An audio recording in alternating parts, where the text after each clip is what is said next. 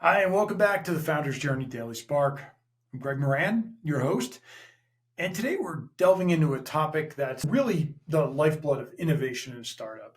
And that's really about how do you cultivate creativity within your startup? Because it is something that ultimately you as the founder lead and build.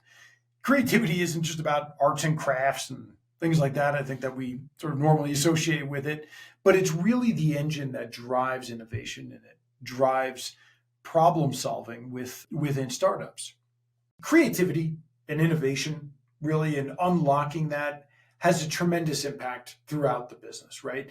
And that creativity starts to impact product development. It starts to impact your marketing strategies and your overall business growth. We all know what it looks like when an organization or a culture lacks creativity. Quite honestly, it just pretty much looks the same as everybody else, right? Just look around, look at most companies that are out there, and it's creativity is not really the feeling that you get, right? It's kind of the same old, same old. But what we really need to do as a founder is start to build a culture that fosters creativity because it does emanate from the culture. This means you've got to encourage open communication.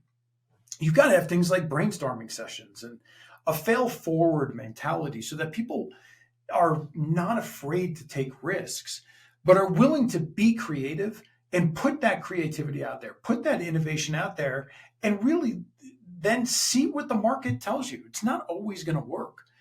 A lot of the most creative ideas are not going to be the best ideas, but that's okay. By creating that kind of fail forward mentality within our startup culture, we really allow that to be the case. I can't tell you how many examples of startups that I've seen that really it's one creative spark that it took to really take the startup from maybe languishing and not seeing the growth that it really wanted to take. And all of a sudden, it was that one idea, it was that one piece of innovation, a lot of times seemingly small, that all of a sudden took it and allowed them to really kind of manifest the goals that they were starting to achieve. But this is really about empowering your team as a founder. You've got to empower them to really unleash this creative potential. If you don't, it will stay dormant. This means really encouraging employees to take ownership of their projects and allow them to go about the projects, not by micromanaging and tell them exactly how something is supposed to be done, but really for them to propose innovative solutions to how to solve a problem or project that they're working on. We've got to recognize the importance of this, and then we've got to reward these creative contributions, right? It's one thing for somebody to say, hey, this is a good idea, but actually to empower them to put it in place and then put actual rewards around it to say, look, this has made a meaningful contribution to the business, and here's the way that we're going to compensate you for that. Maybe it's cash compensation, maybe it's equity, maybe it's just a thank you and a gift certificate or something like that, but making sure that we're really rewarding those contributions that are happening around us on a daily basis and making it part of the culture. There's a lot of tools and techniques that you can really study around innovating, around building innovation, building that creativity muscle.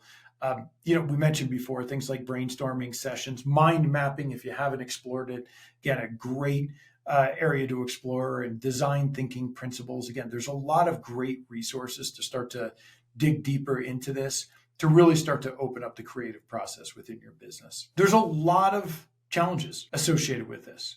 This can be a culture shift for a lot of companies. And maintaining that creativity is a really important thing. You've got to help your organization overcome creative roadblocks. You've got to sometimes change the physical environment, right? Sometimes that can become stale. A lot of times this means really going outside of the walls of your organization, literally or figuratively, to seek outside inspiration within your industry, within mentors, support groups, and things like that. Simply it means taking a break, getting space for you as the founder and for your people to start to create in some kind of open space. And I don't mean literally, well, maybe it's a literal open space, but to take a break, get out of the day to day. And I know this is something that I've been doing for years on a quarterly basis, to start to step back, take a few days out of the office, and use that as a catalyst for my own creativity. You've got to lead by example. Giving your organization space to start to develop that creative muscle starts with you. You've got to be the one to lead this. Take some time. Give yourself some space to open up to get the creative juices flowing. This is about your own leadership style and really inspiring that creativity in the team. So, hope you've enjoyed today's episode. Be sure to follow and like the Founders Journey podcast on any of the channels that you prefer, YouTube or Spotify or Apple. Make sure you like it and follow it so that you can never miss an episode and hopefully find this content more insightful as you're going. We'd also love to hear your thoughts and experiences about cultivating creativity in the startup. So please leave your comments below, especially if you're wherever you're listening to this. Leave those comments, share your insights for others to learn from. So thanks for joining us again on the Founders Journey Daily Spark. Keep the creative spark alive in your startup. Start to innovate, start to thrive, and stay inspired.